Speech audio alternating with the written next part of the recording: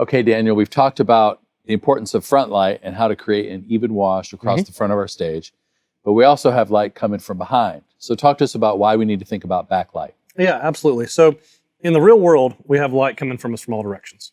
So, to make people look as naturally as possible on stage, we need that too. Specifically when it comes to backlight, what that does is help separate our person from the background. So it's interesting, we're shooting a video right now, but we're actually not all lit the best as we have been in some other videos, because we want to see the difference here. So we've set up some backlight for this look. I don't look, I'm probably lit best at the moment. I've got a couple of directions of front light on me. We have some room lighting around me. Now let's kick in some backlight, and you can watch what actually changes on me as this backlight comes in. My shoulders start to get defined more. You see a little bit of a halo around my head the way we have this set. More than the regular halo that's already around your head. Exactly. Well, I was going to compliment his great shoulders. Thank you. But so on video, and you guys probably can't see this as much live, but on video, it's now very apparent I'm more separated from the background. We set this backlight to be a bit hotter, a bit brighter, because we want to see a little bit of a difference. And how much difference is kind of personal preference on, how much you want a person to pop out. Some people call this hair light, and they want to see a lot of it to really define it well.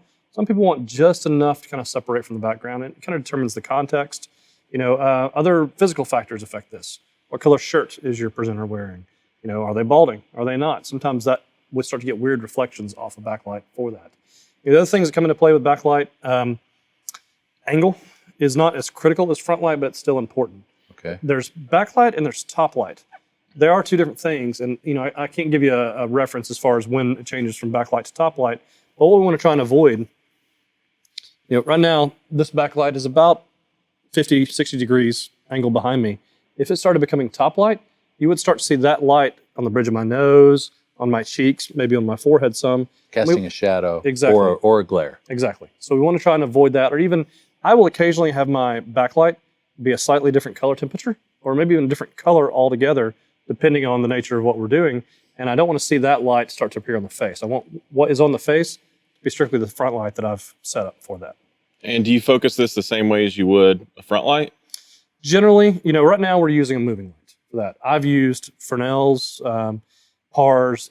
I prefer a soft light type fixture for my backlight, where controllability with my front light to keep spill off of areas is super important. I find that to be a little less so with backlight. Honestly, the biggest controllability issue I run into, especially in churches, is if this is the front of the stage now, and I have a row of people sitting a few feet in front of the stage, I have to be very conscious of that angle to make sure I'm not blinding them. But I like wash lights, I like Fresnel's, I like anything that's soft. I've used ellipsoidals for backlight before, but it's not my preference unless I really need to make sure I control that light to a specific area. So this is one of the practices we use to not make the video appear so flat. Like if there's a screen 30 feet behind the presenter, on video, it could look like it's right on top of them. Right, because we just don't have anything visually separating the two. It could be an LED screen, it could be other scenery back there, it could be the band gear back in the back. And it doesn't even have to be about your main presenter. Anything you're trying to light, if you start working in backlight and side light, it's going to help define the three-dimensional shape of that, especially on camera, and just start to make everything look more three-dimensional. This is a very literal version of backlight. So if I'm lighting a presenter, this is the way I light it, but I take backlighting into account for everything we do. Some people question me sometimes because in worship looks, I don't usually have one light up behind the worship leaders or other vocalists lighting them. I don't not do it, but it's definitely not always my go-to. In a more creative situation, such as worship, where we're really trying to establish a certain mood and a certain look, I sometimes find that one shaft of light coming through the haze to mess up the rest of my look that I'm going for. So backlight doesn't always have to mean a light in that exact position that's there just to light that person. A lot of times I'll use whatever my floor lighting is, movers on the floor behind the band. I like doing anything that has a very wide spread to it, a big wash, because that's still backlight. Okay. It's low backlight, but you can see that on camera, creating the same effect that I'm getting from this specific light just for me right now. More creative lighting can still achieve the same thing.